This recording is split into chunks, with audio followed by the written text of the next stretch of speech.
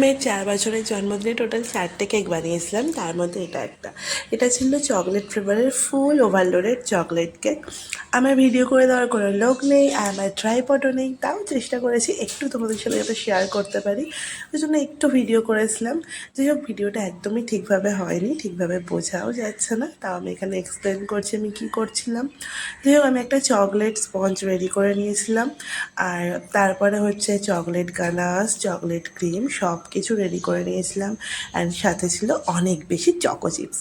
যাই হোক, overloaded cake বানানোর জন্য আমি এখানে স্পঞ্জকে কাট করে মিডিলে চকলেট গানাশ, ফের চকলেট ক্রিম, ফের চকলেট গানাশ, তার ওপর চকো চিপস দিয়ে আবার স্পঞ্জ দিয়ে হচ্ছে ওভারলোডেড চকলেট কেকটা বানাচ্ছিলাম। তার বাইরেটাতেও মানে ক্রাম কোট করার পর যে ক্রিম ফিলিংটা, ওটাও আমি চকলেট ক্রিম দিয়েই করেছি। আর আমি প্রচুর চকলেট টপার বানিয়ে রেখেছিলাম, সেই চকলেট টপারগুলো দিয়ে কেকটা ডেকোরেশন করেছি, যেমনটা তোমরা ফটো দেখলে ঠিক তেমনটা।